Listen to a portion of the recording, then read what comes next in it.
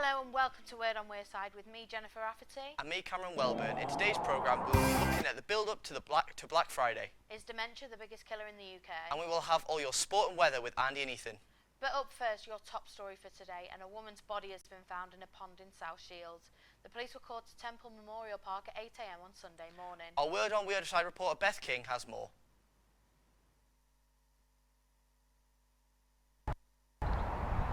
On Sunday morning at around 8 a.m, police were called to Temple Memorial Park in South Shields, where a woman's body was found in a pond. Popular with locals and dog walkers, now amongst the trees and bushes is the scene of a crime.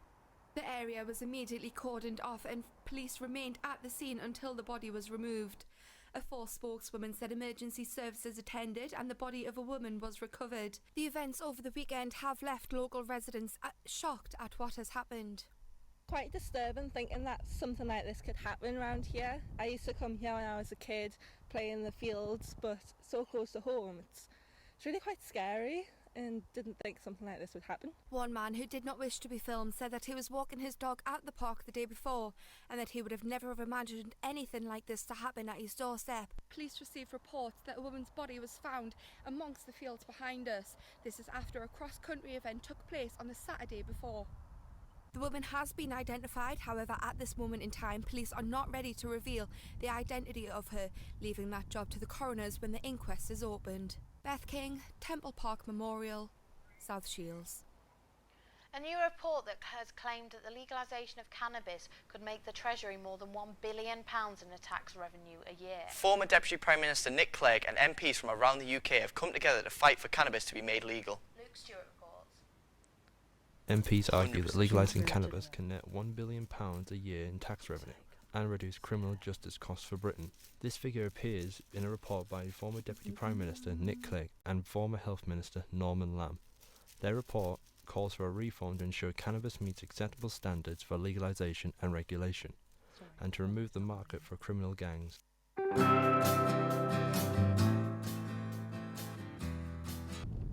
it's for medical research, I agree.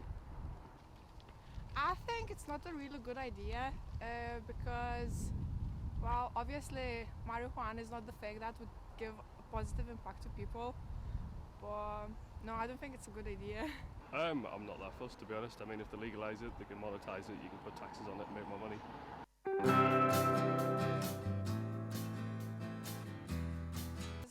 Marijuana, I think it's like, it's classified as a drug, so it's not the thing where you can do those things, like legalise it or something like that, so I don't agree with it.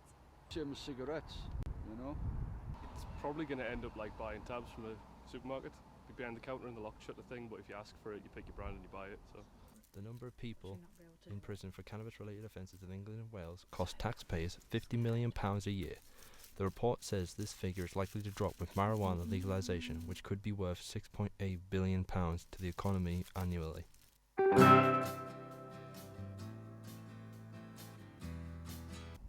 not really. I think it should be done on medical grounds, and if it helps, it helps. I don't know. I don't know. like, I mean, if it's taxed, we can't really do anything about it anyway, because it comes out your wages before you get paid. So it's not really going to make that much difference to your average consumer. Now on to a disease that is dangerously becoming one of Britain's most common killers. Figures show that people over 80 are more likely to die from dementia and Alzheimer's. While suicide is the leading cause of death in people under 35. Now, we're fast approaching the biggest shopping day of the year, and Black Friday first arrived in the UK in 2013. Always falling the day after Thanksgiving in the US. For most retailers in the UK, Black Friday is not a one-day event, but rather the catalyst for Christmas shopping to begin. Veronica Harding reports for Word on Wearside. Shoppers across the North East are eager to get the best bargains at this year's annual Black Friday sales. Shoppers from all over the North East travel to the biggest shopping hotspots, such as Elm Square, Newcastle, and Metro Centre, Gateshead. Retailers including John Lewis, Debenhams and Curry's PC World are expecting in-store clashes and fights over the cheapest deals. Many shops all over the country are likely to open their doors at as early as 6 a.m, and as it's getting closer to Christmas, shops are expected to close as late as 10 p.m, giving shoppers more time. on Friday, and what will the footfall be? Well, we're expecting it to be one of our busiest days of the year. It was the busiest day of the year last year, apart from the Saturday before Christmas. So people in Sunderland are really looking forward to it. Our footfall was up last year by 9%. We hope to exceed that again this year because we've got some incredible offers that are yet to be unwrapped. So what will the busiest store be in Bridges?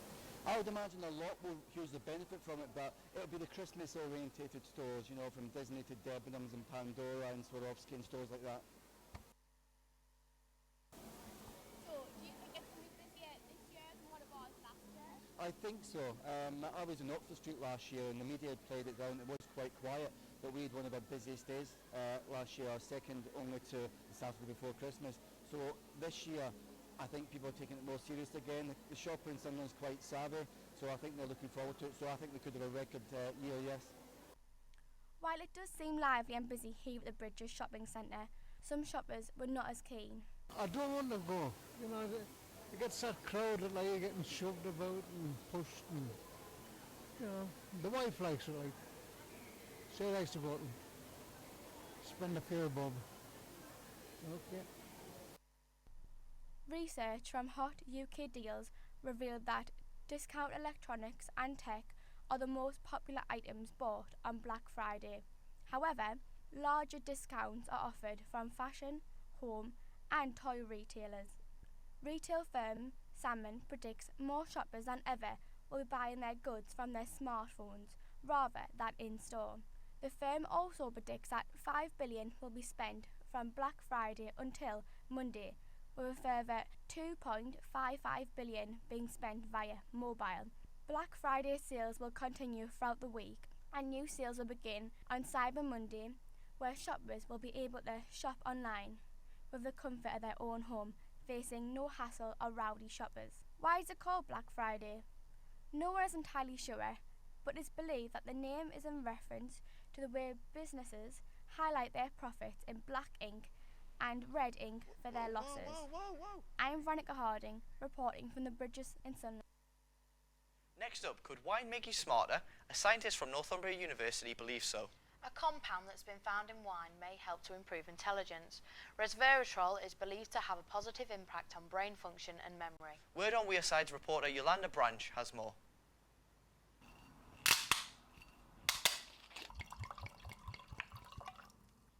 Wine isn't often a drink we associate with being clever, but a scientist at Northumbria University may have found a compound named resveratrol that proves grapes and wine could in fact make you smart. So the compound resveratrol that's found in red wine is a vasodilator, so it increases blood flow around the body and especially the brain, and with this extra blood flow it provides extra oxygen and extra fuels to the brain, meaning we can perform better at certain tasks. I wanted to take part in this study because I'm first and foremost a very strong wine enthusiast, and just the fact that there could be health benefits from drinking wine was something I'm really interested in and something I wanted to get involved with. I'm finding this study, I'm finding it very interesting. There's a few tests that we have to do every time we come in, but it's nothing too hard to do, and I'm excited about hearing the results of the study. Resveratrol has been found to improve blood flow and therefore certain mental performances, things like memory. Some research has suggested that it might have some implications for things like dementia and other neurodegenerative diseases, but this is out the remit of this current study. Tim will have the results early next year, so us wine lovers don't have long to wait. That regular glass of wine may soon become a little less guilty and a little more motivating. Cheers. Oh my God. Still to come in today's show, we look at just why our graduates are choosing to move south and why Sunderland fans were singing in the dark on Sunday. Now, the North East is suffering a serious brain drain, with thousands of qualified workers shunning the region for London.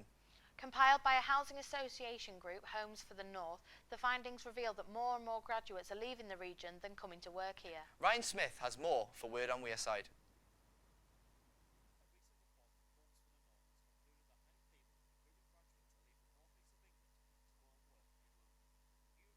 shows that the northeast of England is suffering from a brain drain of recent graduates.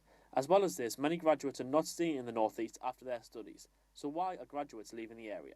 I think we do quite well on retaining people that grew up in the northeast, staying here after graduation. But you're right, there is an issue with people leaving, not just the northeast, but across the north to go and work in London.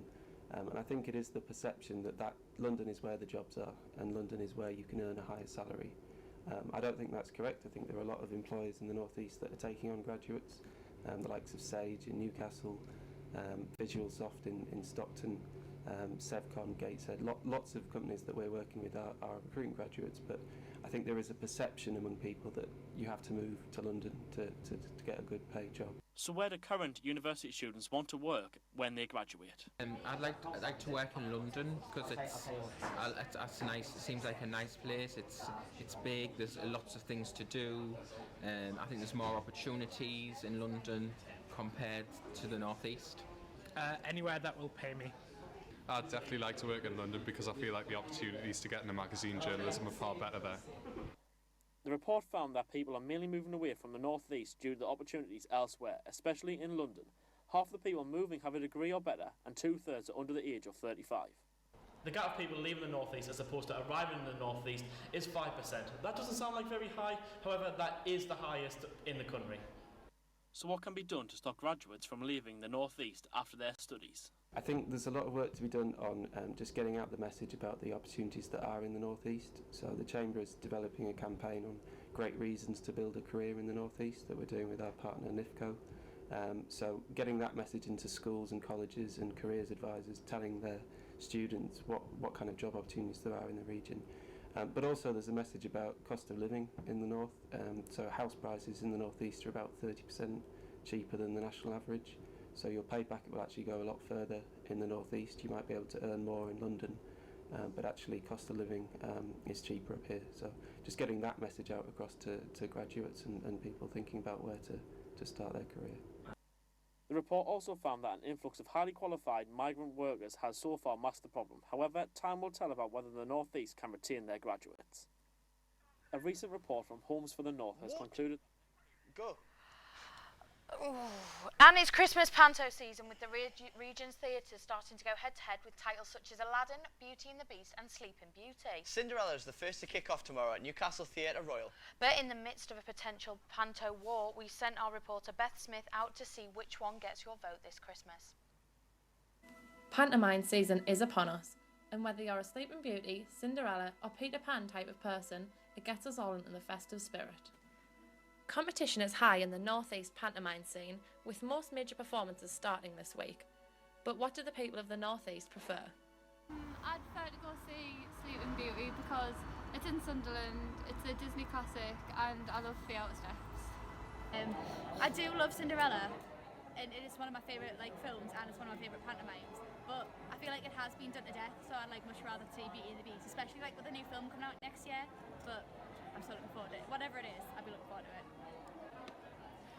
I would rather go and see Cinderella because honestly, when I was little, Cinderella was my favourite princess. I especially loved the glass slippers, even though they were glass slippers, they were so pretty, and those kind of shoes are always so pretty anyway. So yeah, definitely Cinderella over Beauty and the Beast any day. I think I've got to lean towards Cinderella on this one because it's like nostalgic values, because I remember seeing it when I was little, sitting in the little dress set with everybody with my families. That's what it is, it's just Christmas season, it's getting together with your family and just as much as I do love Beauty and the Beast, but nostalgia ones. An exhibition has opened in Newcastle looking at the history of the steampunk movement. The Discovery Museum is hosting the exhibition called Fabricating Histories, and it's been put together by Northumbria University lecturer Claire Nally. It features a selection of items in the part punk, part goth and part engineering style. Next up, we've got Andy with the sport.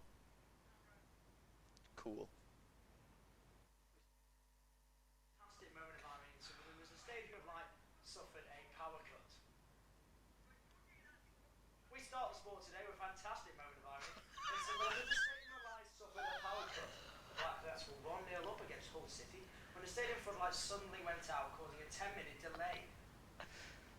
The game, 10 minutes delay. That power was restored.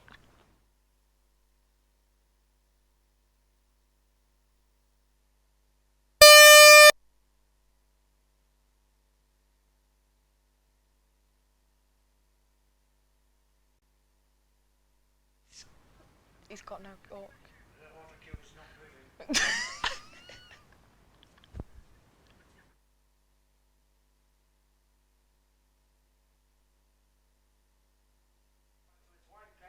What is going on?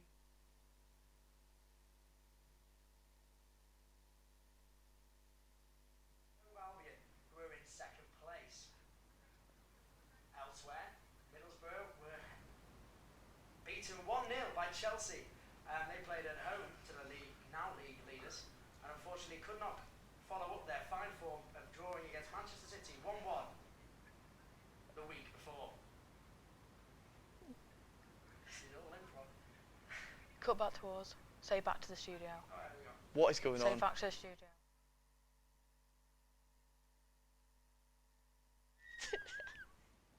Say back to the. Back to the studio. No, the weather. Good afternoon. It's been a pretty miserable day today as there's no sunshine in sight and very blustery out there. In the last few hours it's took a turn for the windier and the wetter. We do have a yellow weather warning in force. A broad area of heavy and persistent rain has moved into the region, bringing the wet windy conditions that we have seen. Sunderland should escape the worst of the weather.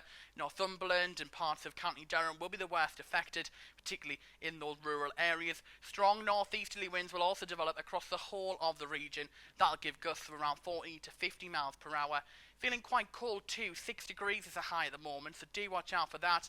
As we look into the next few hours, wet and windy for most, as that weather warning is in force. Things will look to improve by morning and overnight. It is looking warmer than last night, no lower than 5 degrees throughout the early hours. Some showers as we look to breakfast time tomorrow. They will die away during mid-morning though. It'll leave a drier but still breezy day for the afternoon tomorrow. Later showers will move in, but they shouldn't be too heavy though. Looking ahead to the rest of the week now, we will see some sunshine on Wednesday, but it will be getting colder at the same time with daytime highs of around 6 degrees. Thursday, much of the same, a little colder and lows of -1 by Thursday. Friday should be the same, although it will remain drier. It'll be a frosty start to the morning on Friday as well, so do prepare to scrape those car windscreens early on Friday. The weekend looking overcast and cloudy. Winds will pick up, although temperatures will also pick up. 8 or 9 degrees should be the high on Sunday. That's all from me. Have a very good evening. Back to Jennifer in the studio.